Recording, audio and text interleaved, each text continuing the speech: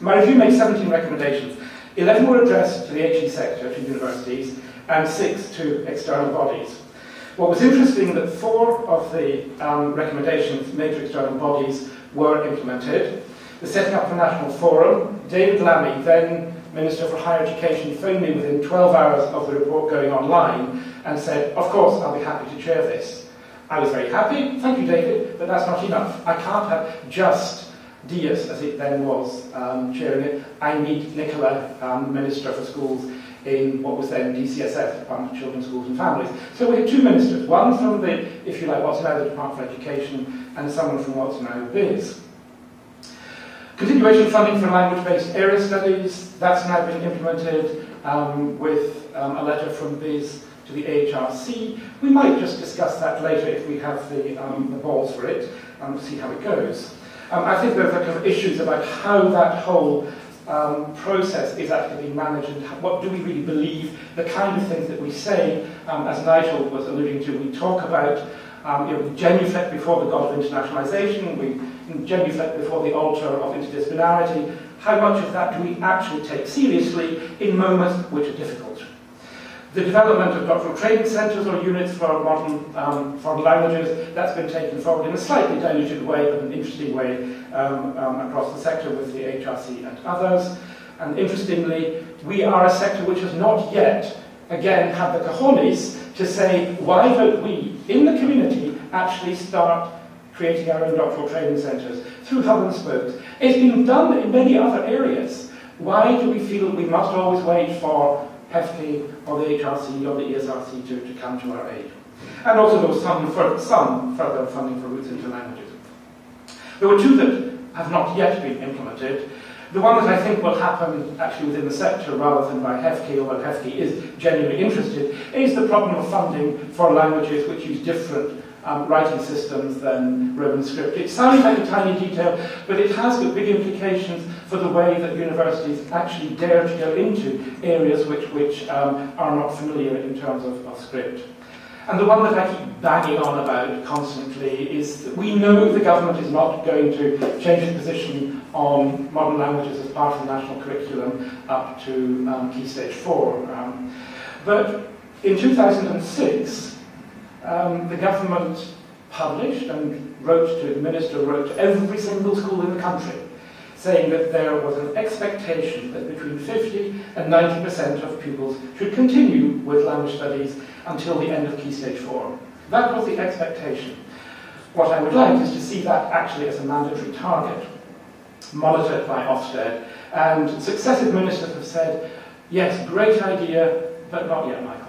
I still feel that we do need to keep on with that, but as I'll come to in a moment, I think there have been successive and really quite important shifts in government policy which go unnoticed and which we don't celebrate in the way that we perhaps should.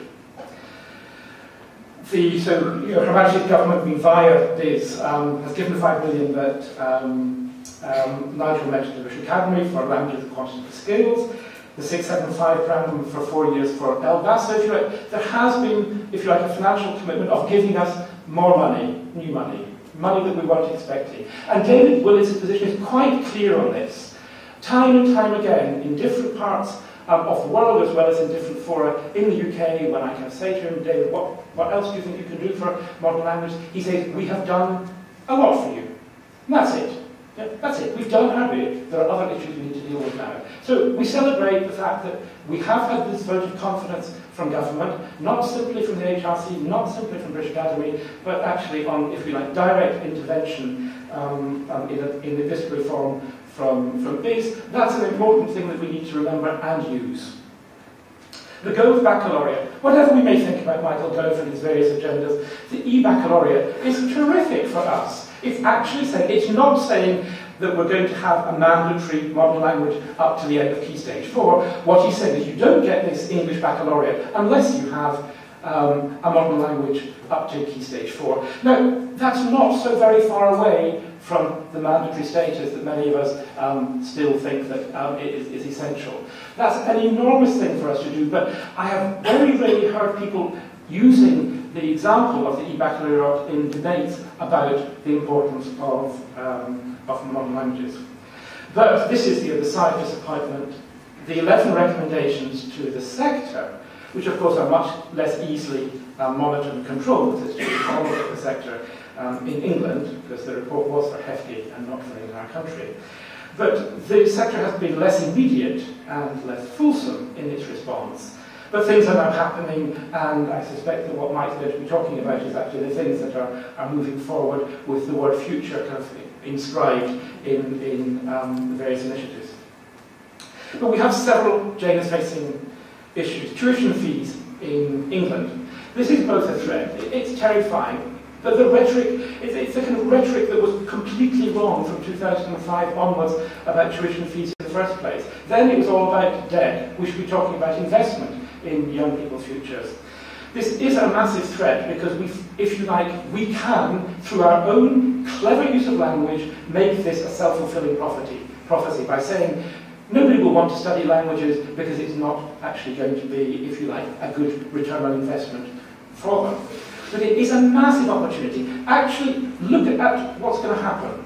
You know, as Jeff was saying earlier, we're talking about level playing fields. The tuition fee thing is not about taking money away from humanities and soft social sciences for the great gods of STEM. It's actually saying we want to create a level playing fields for universities in which to manage their own affairs as autonomous institutions. Now, if you actually look at it, you don't even need to do serious modelling, although some of us have got quite obsessive about this. But very, very simply, this is going to bring in more money to the humanities than to biomedicine. If we maintain more or less the same level of student admissions, in a few years' time, the humanities, including modern languages, will be subsidising biomedicine and the fundamental sciences. We have enormous opportunities. It's very clear, within 2 years after September 2012, so in my own university at UCL, the coffers of the School of Faculty of Arts and Humanities will be just bulging with largesse that they will distribute to help those poor, shadowy and tattered beggars from biomedicine and physics battering at our door. But we've got to manage that.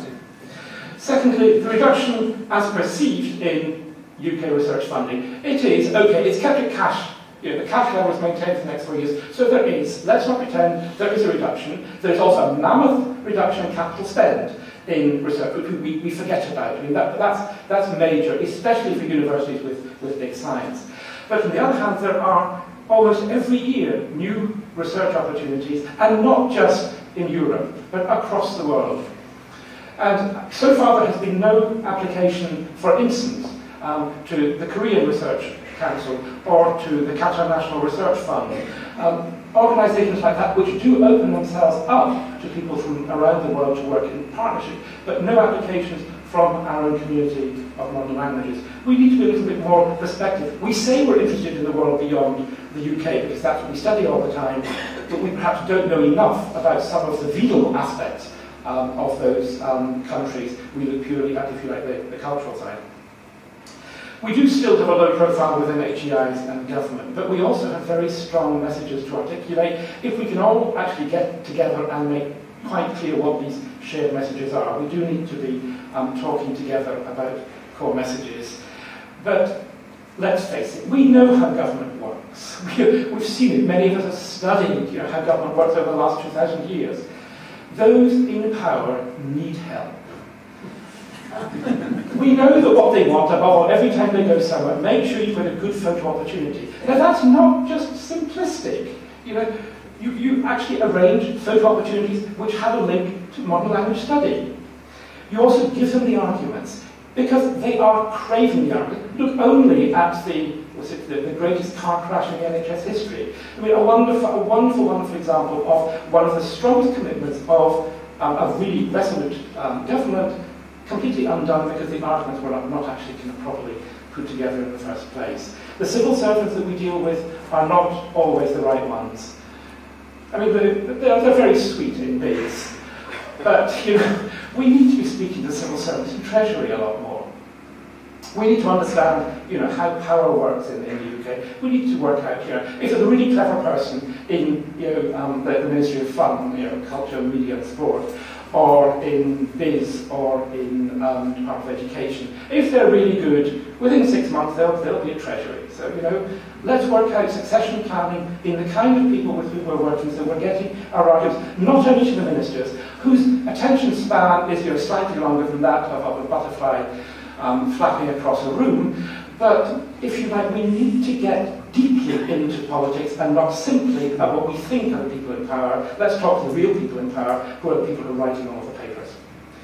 And we all talk about our natural affinities with other countries, but this is one of our great strengths. But we do need also to recognise the importance of understanding the policy tensions between ourselves.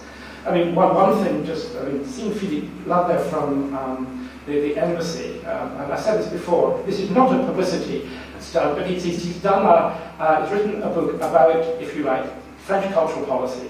And it's, in a sense, it's a wonderful, wonderful, you know, lesson for us all to see how France is actually taking soft power really, really seriously. We're beginning to see it in many other countries, the way that, if you like, cultural diplomacy was a dirty word for a long time. It's now creeping back in, but the term soft power is now being taken very seriously and seen as important not only in politics, but also in business. And who better to deal with soft power than people with our skills, knowledges and competencies? So my assertion is that the development of modern languages is absolutely central to the future of universities. While we present ourselves as marginal, vulnerable, we will be marginal and vulnerable, and we will gradually fade away into the shadows, and a few rich universities, or the new College for Humanities or whatever, will be able to give advantages to training in foreign languages to a small group of people. But we need to say that what we are doing is actually core to what universities are about, and crucially to what universities are about, or should be about, in the 21st century. So, there are major issues in international HE, and we need to see ourselves not simply within the English system, within the UK system, within the European system. We do need to see what we're doing in a truly international, a truly global context. See the kind of changes that are going on in Hong Kong, not driven by China, but driven by Hong Kong, realizing that as one of the world's most entrepreneurial states, how they are going to change their education in order to provide people for the 21st century. Many people are already discussing all of these global issues and starting to make decisions. We must ensure that we have our place at the table as a leader, as a thought changer, and above all, as an agenda setter. Thank you.